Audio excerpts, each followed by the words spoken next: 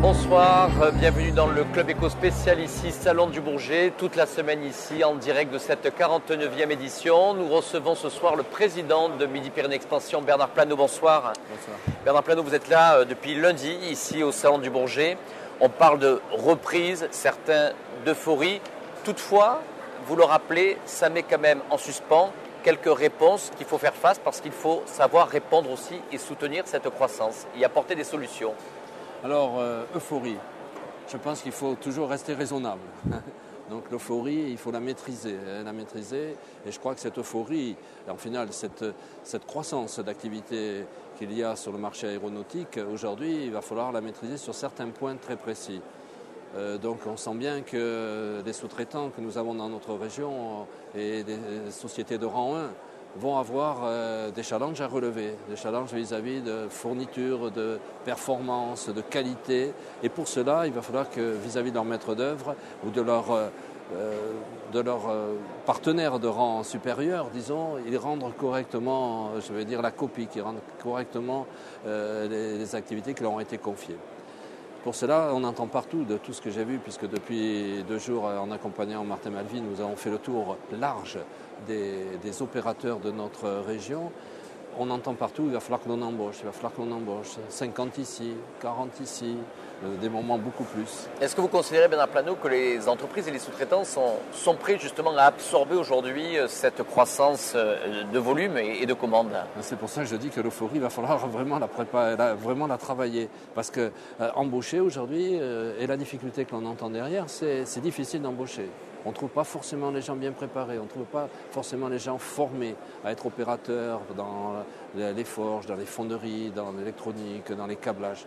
Donc on sent vraiment cette nécessité aujourd'hui et beaucoup d'industriels vont se regrouper ou eux-mêmes envisagent de former leurs futurs opérateurs, leurs futurs techniciens à partir d'une base qui est le bac pro ou le BTS. Donc là, je pense qu'il va falloir un accompagnement de notre part au niveau région et de Midi-Pyrénées Expansion pour aider effectivement à passer ce gap. Je crois que c'est très important aujourd'hui et on réussira en finale à satisfaire vraiment cette croissance que déjà en ayant à peu près, de mon évaluation, 4 à 5 000 personnes que l'on doit sous les 2 ou 3 ans avoir sur le territoire bien formées pour occuper ces postes-là. Alors la croissance aussi, c'est aussi le nombre d'entreprises participantes ici à l'Aerospace Valley. Et c'est vrai que MPE joue un rôle important dans l'organisation d'Aerospace Valley, qui est un grand village qui grandit ici au Salon du Bourget, puisque vous regroupez 97 entreprises Midi-Pyrénées et Aquitaine.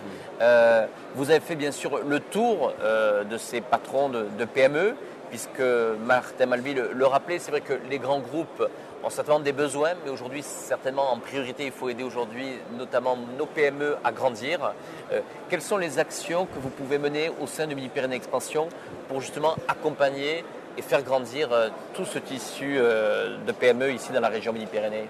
Alors déjà, nous, c'est 56 entreprises qui sont sur le plateau d'Aerospace Valley pour Midi-Pyrénées, mais il ne faut pas oublier les entreprises, il y en a à peu près une quarantaine qui sont à l'extérieur dans le hall 2, je pense, dans le hall 2. Et il y a une quarantaine aussi qui sont sous notre, disons, en partenariat avec Midi-Pyrénées Expansion. Alors pour les aider, je crois que d'abord, j'ai été frappé aussi de voir le regroupement de beaucoup d'entreprises entre elles. Donc elles ont senti la nécessité aussi de se regrouper, et ce n'est pas par affinité, c'est par complémentarité, de façon à mettre en mutualisation certaines thématiques et problématiques qu'elles ont. Est-ce que c'est un petit peu un instinct de survie quand on voit aujourd'hui la vague de la concurrence mondiale arriver, où à un moment donné, il y a un certain sursaut du chef d'entreprise à se dire que finalement, il faut peut-être mieux se regrouper pour être plus fort face à cette compétition qui va s'accélérer, et on le voit bien ici au Salon du Bourget avec des nouveaux entrants? Non, je ne pense pas que ce soit de la survie, puisqu'on est dans un phénomène de croissance.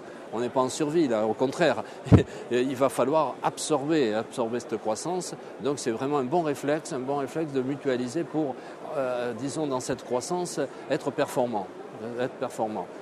Et peut-être qu'à terme, justement, cette structuration, cette mutualisation, ces efforts en commun vont nous permettre d'avoir un acte de survie pour le futur. C'est-à-dire, si on sait bien doter notre réseau d'industriels, justement, des atouts thématiques, des atouts technologiques, des atouts humains, des atouts de recherche de marché, Et effectivement, je pense que ça sera très bon dans les 5-6 ans, parce que vous savez très bien, il y a quand même un effet cyclique de l'aéronautique.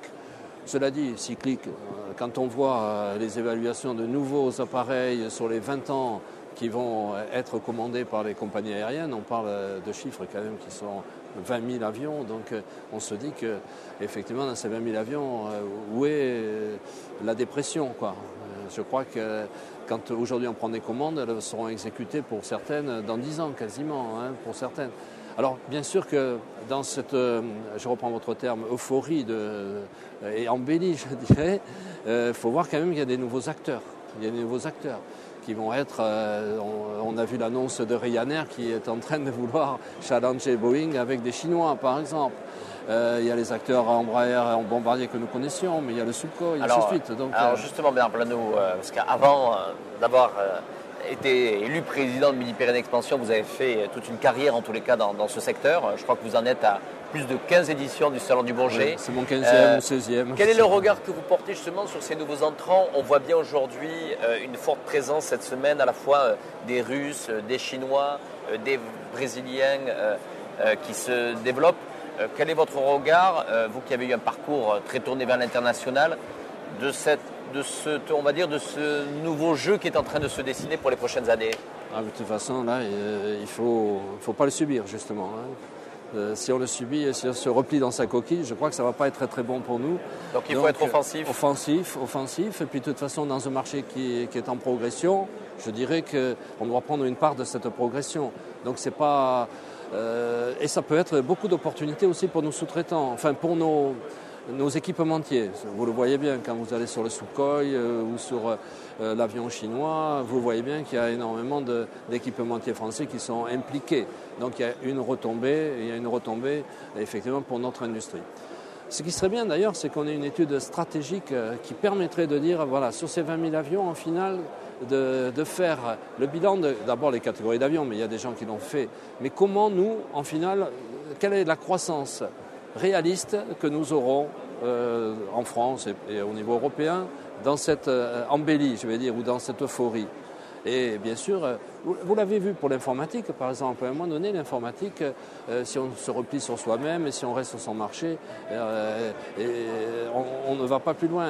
Et l'informatique s'est ouverte, elle est devenue quasiment un marché, elle est devenue un marché mondial, certes, mais en quantité, elle est énorme. Et tous les industriels ont trouvé et ont cru, c'est-à-dire cru au sens croître dans ce marché. Donc c'est ça, et on a vraiment une analyse stratégique à faire. Quelle sera, en final, dans 20 ans, la position d'Airbus, bien sûr, certes, d'ATR, certes, mais aussi de nos sous-traitants dans ce concert. Et ça serait très intéressant pour se dimensionner. Je pense qu'il faut avoir une vision à 20 ans sur ce sujet. Bernard Plano, je disais, entre 15 et 18 éditions que vous avez effectuées. Quand le président de Midi-Pyrénées Expansion repartira de cette 49e édition, vous êtes optimiste pour Midi-Pyrénées ? Je suis optimiste, mais on a des efforts à faire. Les efforts sur la formation. Les efforts de continuer à structurer notre tissu industriel, que les gens se rassemblent, que les gens travaillent ensemble, que certainement des investissements pour être compétitifs au niveau technologique d'abord, et après au niveau des coûts, certes. Mais j'ai bon espoir, et dans les discours que j'entends la plupart du temps, j'entends que les gens disent il y a un retour, le low cost, oui, c'est intéressant, mais la proximité est intéressante. Et on sent bien qu'en final, il y a un retour en arrière sur les notions de low cost, puisque l'ingénierie prend le dessus et être proche de son maître d'œuvre est très important aujourd'hui. Donc je suis très optimiste. Merci Bernard Plano d'avoir répondu ici à notre invitation, ici dans votre espace Aerospace Valley. Merci beaucoup. Jean.